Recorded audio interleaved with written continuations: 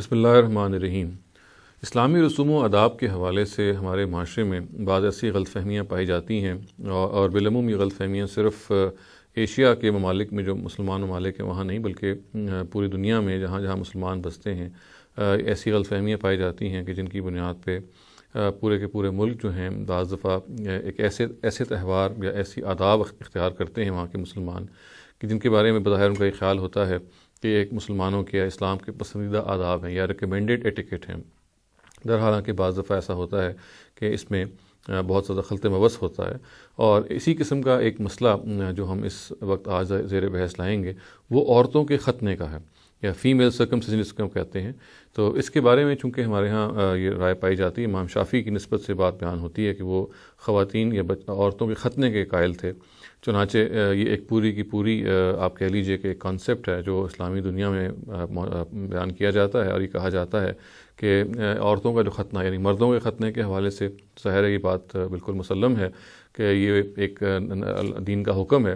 البتہ عورتوں کا ختنہ ایک ایسی چیز ہے کہ جو چونکہ امام شافعی کی نسبت سے بات بیان کی جاتی ہے تو یہ ایک اعتراض اٹھایا جاتا ہے، سوال پیدا کیا جاتا ہے کہ کیا واقعی عورتوں کا ختنہ کرانا اسلام کا کوئی حکم ہے؟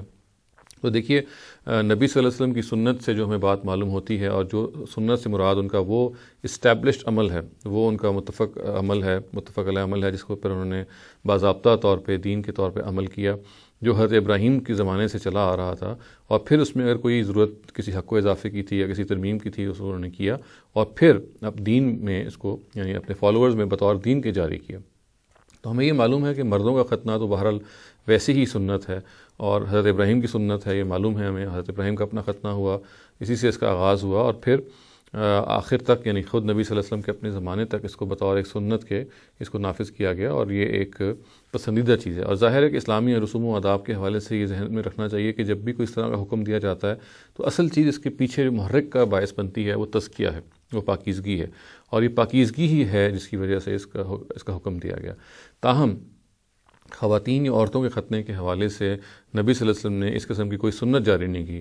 یہ جو روایت بیان کی جاتی ہے جس میں نبی صلی اللہ علیہ وسلم کے حوالے سے بیان کیا جاتا ہے کہ انہوں نے اس کے الفاظ کچھ اس طرح سے ہے کہ مسند احمد کی روایت ہے، نبی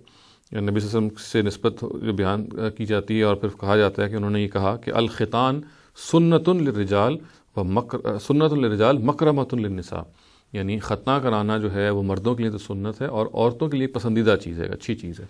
تو یہ جان لینی چاہیے کہ خود جو محدثین ہیں، ہمارے جو اتھارٹیز ہیں حدیث کی، انہوں نے اس روایت کو ناقابل اعتبار قرار دیا، کیونکہ اس کا ایک راوی حجاج ابن ارطا ہیں جو ایک کمزور راوی ہیں، اور ان کی موجودگی کی وجہ سے اس کی جو سند ہے اس میں سکم پیدا ہو جاتا ہے، اور کسی ہم پایا ثبوت سے نہیں کہہ سکتے یا ہم یقین سے نہیں کہہ سکتے ریزنیبل حد تک کہ یہ بات نبی صلی اللہ علیہ وسلم نے کہی ہوگی۔ چنانچہ اس روایت کی ضعف کی بنیاد پہ اس روایت سے کوئی استشہاد نہیں کیا جا سکتا، اور جس بات کو ذہن میں رکھنا چاہیے وہ یہ ہے کہ یہ بات کہنا کہ خاتون یا خواتین یا عورتوں کا ختنہ جو ہے وہ اسلام میں کوئی پسندیدہ چیز ہے یا اسلام میں کوئی محمود چیز ہے یا ریکمینڈڈ چیز ہے، یہ خیال درست نہیں ہے۔ عورتوں کا ختنہ جو ہے اسلام نے ہرگز اس کو مشروع نہیں کیا، مردوں ہی کا ختنہ ہے جس کو اسلام نے مشروع کیا۔